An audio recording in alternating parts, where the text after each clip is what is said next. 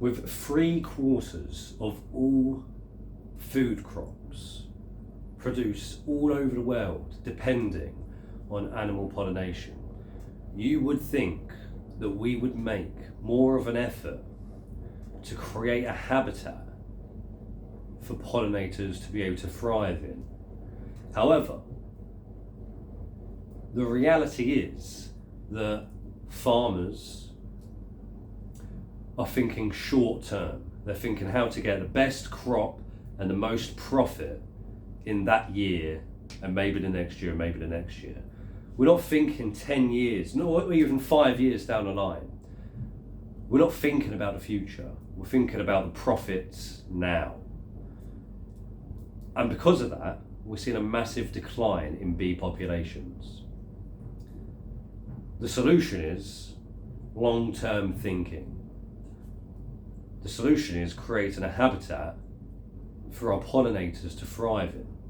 It's so rare that you see a farmer's field with a meadow nearby.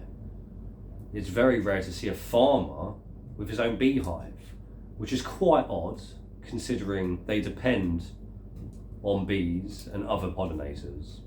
You would think that all farms would have a beehive, not only for pollinating, but it's just a given, isn't it? They'd be able to make money off the honey as well. But you very rarely see farmers with beehives.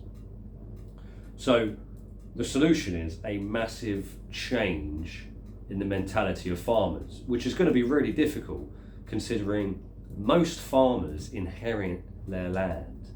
They don't go into farming through an independent passion for farming and producing good quality food. They go into farming because they're born into that situation. And quite often you'll see the people that are passionate about organic farming, they're not born into a farming family. They're born into a city life, a city family where their parents might have office jobs or in construction.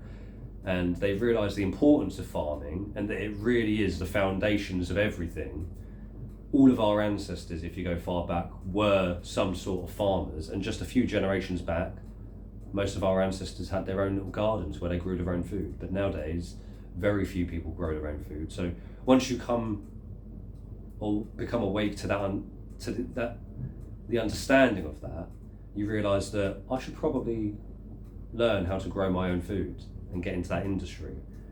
But when you go into the industry, you realise how much of a dirty industry it is and how reliant they are on chemicals and actually the destruction they cause. Agriculture is the leading cause of the population decline of bees and other pollinators.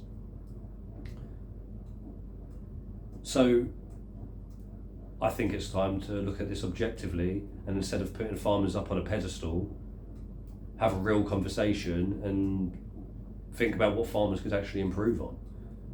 It's a really bad situation if you find a better habitat and a higher population of pollinators in urban areas than farmland. That sounds really bad, but that's facts, and that's very strange, isn't it? That you'd find more pollinators and bees in urban environments than you would in farmland. And that's for various reasons, but the two main reasons are habitat destruction. They haven't got the habitat, and the chemicals that farmers are so reliant on. It kills the bees. You see these massive fields of grain with no weeds in it. It's because they're spraying glyphosate or a similar herbicide, and that kills the bees. So any bee that comes onto that land, when there's been a recent application of some sort of herbicide or pesticide, mainly glyphosate, considering that's the most popular one, the bees, if the bee comes into contact with that chemical, they die.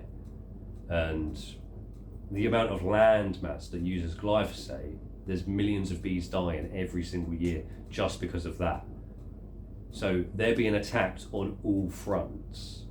They haven't got the habitat, they haven't got food sources, and then when they do find a food source, it could be potentially sprayed with glyphosate. So there needs to be a massive change, and the public needs to be aware of the reality behind farming and actually how destructive modern farming really is.